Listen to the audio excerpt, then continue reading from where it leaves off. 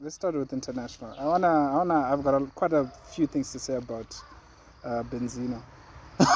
So, international news. Today we're going to be giving you feedback on Eminem and Benzino. These guys have got a 22-year-old feud that has been happening, and pretty much Benzino lost that one. For those of you that were born under a rock, the beef started around about 2002, if I'm not mistaken, when Eminem dropped the Eminem Show, and Benzino was he a co-owner or an owner for a magazine called The Source. Now this was the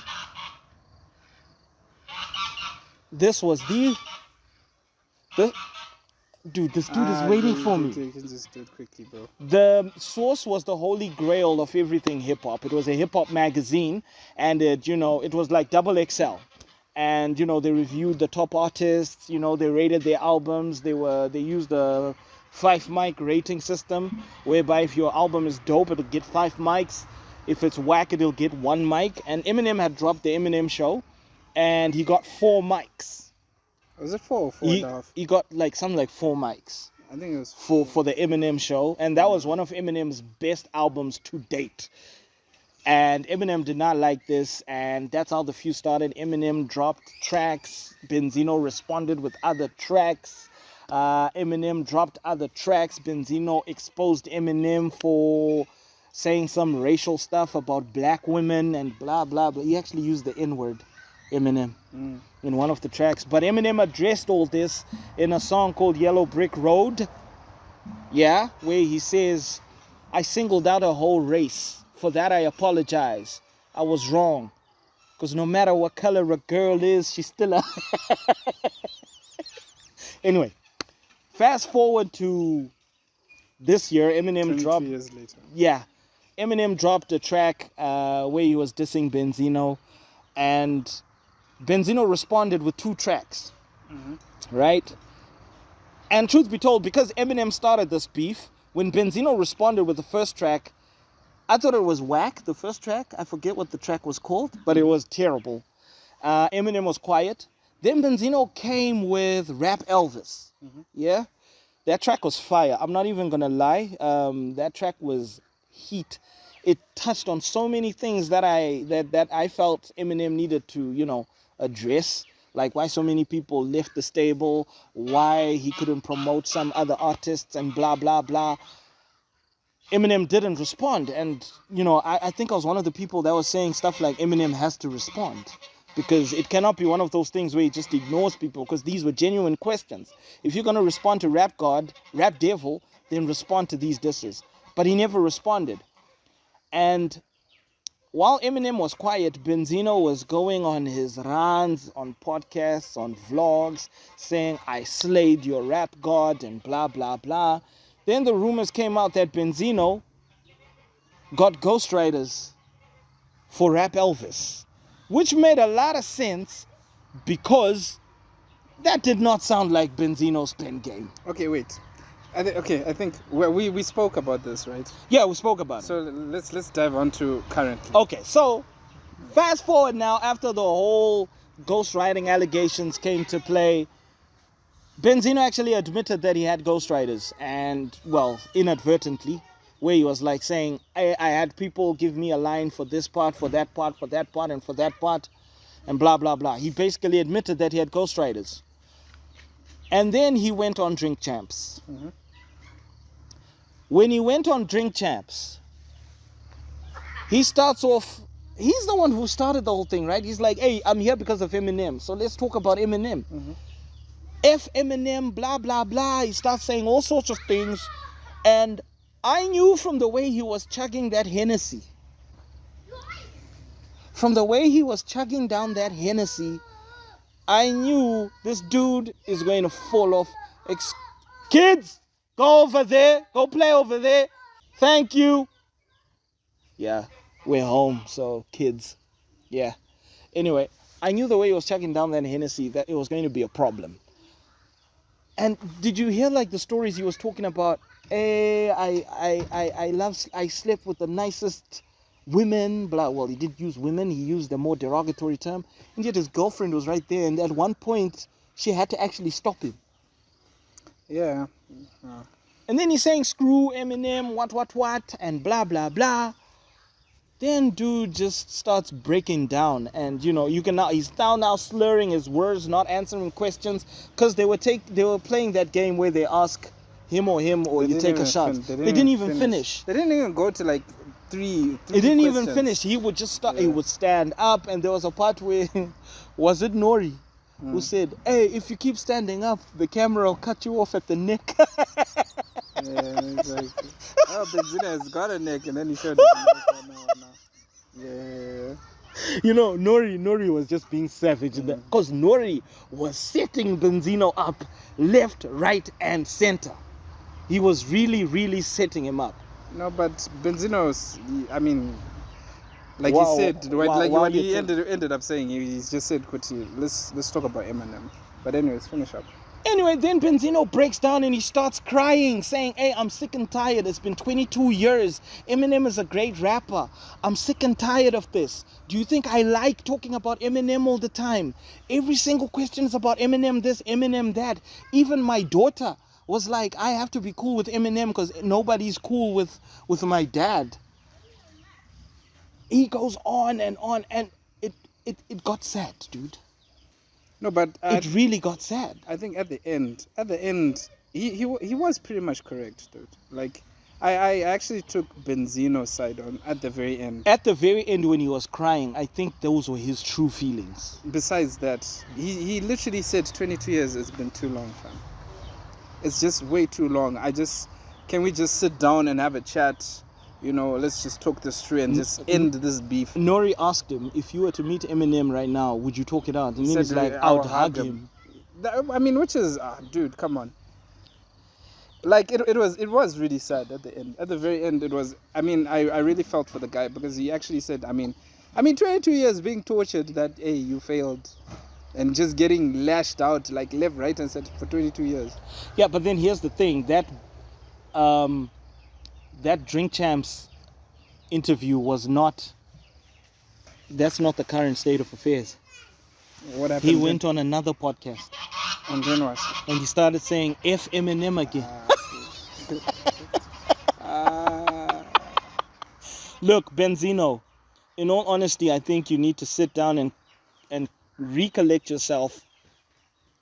Or just stop with this Eminem thing. I mean, just think about Benzino's daughter. I really want to see Benzino's daughter in all of this. No, but how does she feel about all of this? He said what he ended up saying when he was drunk at about his daughter.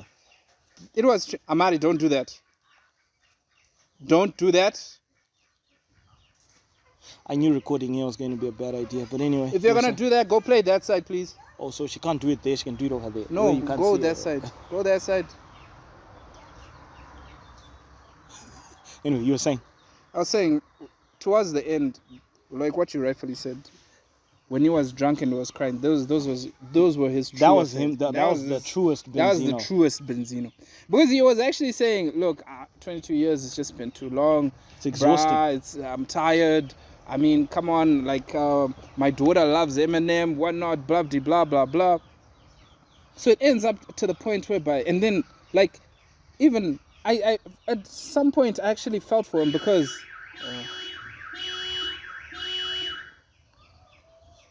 today's full of it. Anyways, so like there was the phone call from Paul Rosenberg. Yeah, way recorded. Yeah, back then that was an intro to a song of Benzino's. When was that? Long time ago. Where he was saying is Eminem really that gangster? That's a long phone. It's an old phone conversation. I honestly think Benzino is so messed up because he's so messed up in the head because, and then he started ratting out people that, hey, bro, you've done coke before, you've done coke, you've done. Yeah, because when he started, because when he was crying, just before he started crying, that was way before. He's like, hey, we've all been drunk. And we've all been coked out before, and then like you've been coked out, and then FN, EFN, DJ FN was like, dude, I've never been coked out. I don't know what you're talking about. So he actually admitted that he was on something. No, not necessarily. He actually admitted. I think he was on something because there was such a lack of emotion. When he was saying he was burning a lot of people, when he was saying Scott Storch, you know, when I walked into his house, there was coke there, coke there. Nah, coke but we there, all knew coke about everywhere. Scott Storch though. Yeah, but still, you don't just start burning He was everybody. now and then drunk, just, dude. So he was in. He Nah, was. fam, The hinges were off. So look, He was unhinged. that's why everybody was saying, "Are you sure with what you're doing? Are you sure?" And then he ended up saying, "Look, I came here knowing very well what I was gonna do." And then at the end of because he has cried before, huh? No, at the end of the interview, it was really clear where his emotions were when it came to Eminem. He was sorry, he was apologetic, he wants things. But then again, Benzino has never had this kind of relevance from anything else other than this. You know what? In all honesty, from what I understand, I think Benzino knows when he drinks, that's when he lets loose. Because there was another episode where he was getting arrested by cops, and I think his chick cheated, his ex cheated on him or something like that, and he was crying and it's like, yeah, you're gonna cheat on me with him, you're gonna do this to me, blah blah blah. Besides that, man, he was talking about murking people, bro.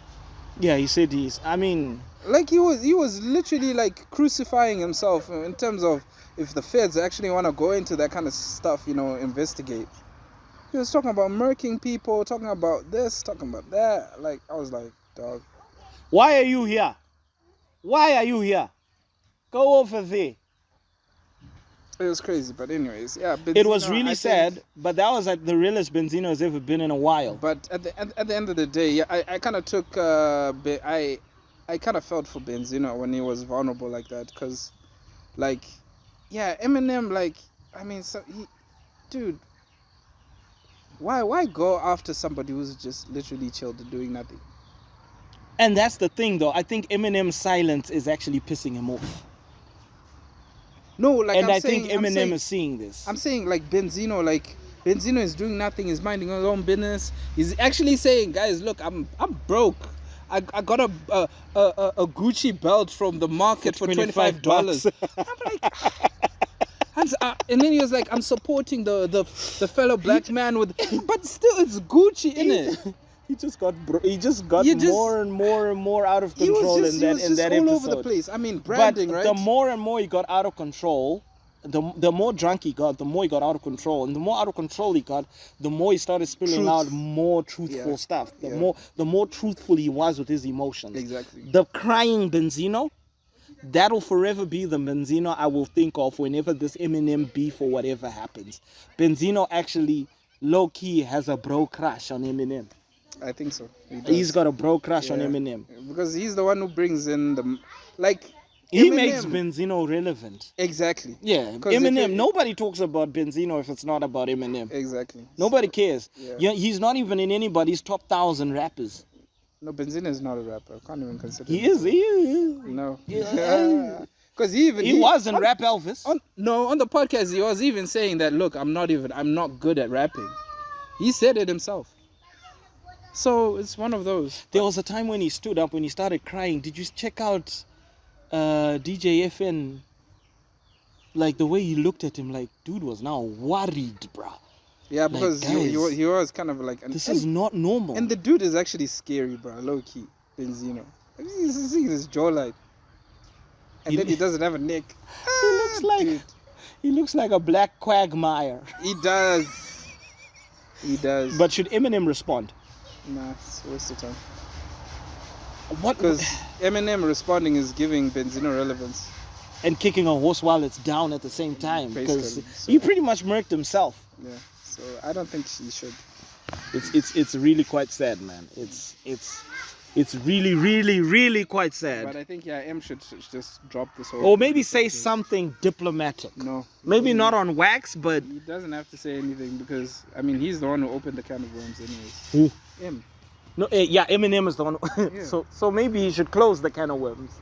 Recently it was... recent events... No reason why he should have done that. I blame Eminem. No, but Benzino kept on chucking shots in these small little podcasts. And Eminem was quiet. So that's why Eminem did that song on that Eminem album. But then again, Eminem... Oi! I don't want to see you here. Eminem Go over there. Eminem always says, I'm petty. So it could be the slightest thing that could have set him off, like from 10 years ago. And then he responds now. Yeah, it could be. So maybe Eminem's going to respond in 2035 or something like that. Yeah. Anyway, that's it for international news. Moving